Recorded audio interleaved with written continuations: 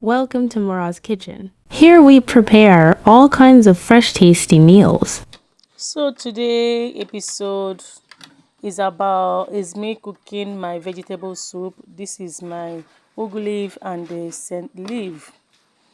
So I'm done washing and cutting. This is it, as you can see. So it's ready, waiting for its turn to be added into the pot. So at this point I'm done with most of the things I've needed to like make use of while preparing this food.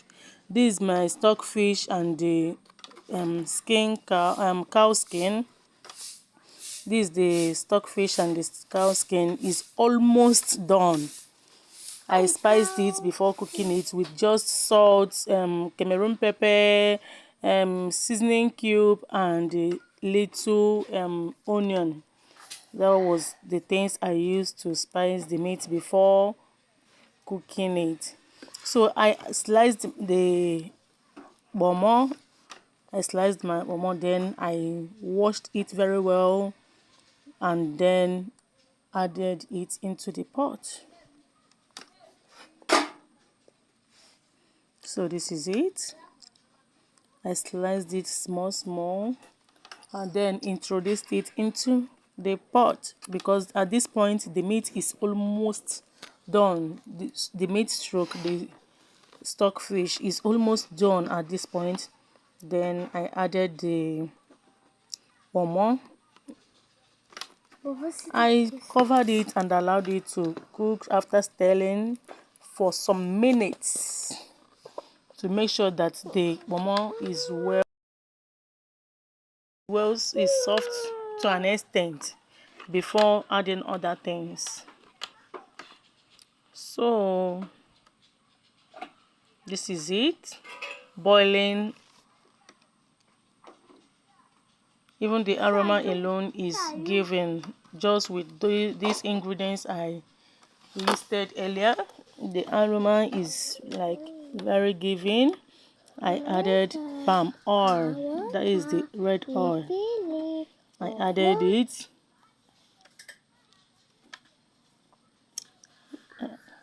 This is it.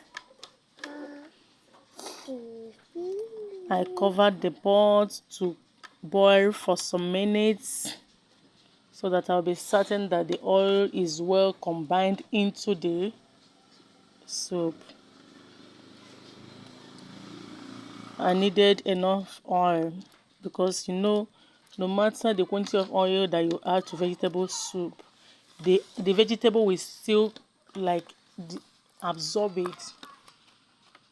You will hardly find out that you added oil into your soup. And I'm this kind of person that whenever I'm making vegetable soup, I always want it to have like little water. Some people used to make their own dry. I don't know. I can't be able to eat it if it's that dry, like dry everywhere, Steve. I can't be able to eat it because you need little water to be able to like eat. But I always make sure that the water is not much, that is moderate. Just you will hardly find out that there is water, but it will help you to enjoy the soup while eating it. So this is the Cameroon the crayfish and the red bell pepper. After the oil is well mixed into the pot, then I added the red bell pepper and the crayfish with okpei. Lest I forget, and the okpei. I added salt to taste. I turned and tested it to be certain because I used seasoning cube to cook the meat. So after adding salt, I had to like taste it. See, as you can see, the water is almost drying. So like I said earlier, it won't have much water, but I love water somehow in my vegetable soup. Then when I tested it and very certain that is okay, and I started adding the water leaf. This is me adding the water leaf into the pot.